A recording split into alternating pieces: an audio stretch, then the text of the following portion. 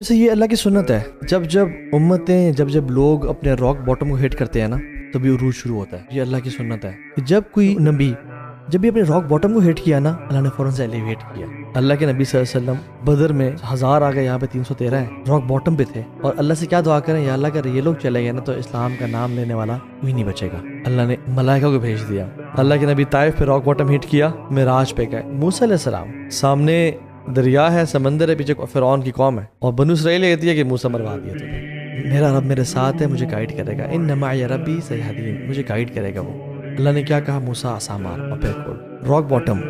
یوسف علیہ السلام کا بھی راک باٹم ہٹ ہوا تو فوراً سے کیسے ایلیویشن۔ ابراہیم علیہ السلام کا راک باٹم کہ جب برہنہ کر کے ان کو آگ میں ڈالا جا رہا تھا، آگ میں جا رہے ہیں، کوئی کچھ سپورٹ نہیں ہے، سب خلاف ہیں، قتل کرنے چکر میں ہے، ابراہیم کو بھی امید ہے، حسبی اللہ ونعم الوکیل۔ اللہ تعالیٰ نے کیا کہا، یا نار کونی بردن وسلام علی ابراہیم۔ یونس کو بھی راک باٹم تھا نا، مچھلی کا پیٹ اندھیرے، انہوں نے دعا کی، اللہ نے ایلیویٹ کر دیا۔ امت کا جب بھی راک باٹم ہٹ ہوتا ہے نا، that is the best time to seek Allah's help and Allah's nearness, and that time is very crucial bro۔ میں بتاؤں آپ کو، یوتھ جو بھی سن رہی ہے نا، جب انسان کا راک باٹم ہٹ کرتا ہے that time is critical۔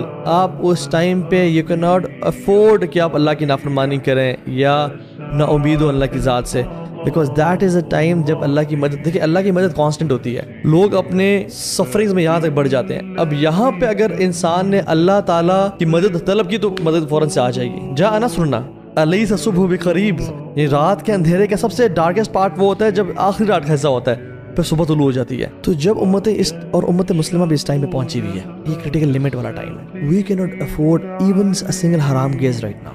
میری بہن، یو کی ناٹ افورڈ کہ آپ اپنے بال دکھا سکیں آج، کیونکہ امت اپنے راک باٹم پہ پہنچی ہوئی ہے۔ اور عمر بن خطاب نے بھی اپنی نیشن سے ہی کہا تھا، جب وہ قادسیہ کی جنگ میں تھے، انہوں نے لیٹر لکھا تھا سعد بن وقاص کو کہ اے سعد، میں تمہیں جو نصیحت کر رہا ہوں وہ اللہ کا تقوی ہے، کیونکہ تمہارے لیے تمہارے ویپن سے زیادہ نیک اعمال امپورٹنٹ ہے، کیونکہ وہ اللہ کی مدد کو ٹریگر کریں گے، اور تمہارے لیے تمہاری اینیمی سے زیادہ ڈیٹریمنٹل اور نقصان دہ تمہارے اپنے گناہ ہیں، کیونکہ اللہ کی مدد دور کریں گے۔ So I advise you to be conscious of Allah at all times, کیونکہ یہ تم کرٹیکل لمٹ پہ پہنچے ہوئے ہو۔ اس ٹائم اللہ کی نافرمانی بالکل برداشت کے قابل نہیں ہے، ڈیٹریمنٹل ہو سکتی ہے۔ سو سیک Allah's help۔ تو یہ جو امت ہے نا ابھی اس ٹائم پہ، بھائیوں اور بہنوں، اف یو وانٹ ایلیویشن اور عروج اور عزت اگر آپ کو چاہیے نا، تو واللہ عزت اسلام میں ہیں اور بڑے قریب ہیں۔ پلیز اس جو اللہ کی مدد آئی ہوئی ہے نا، اس کو اپنے اعمال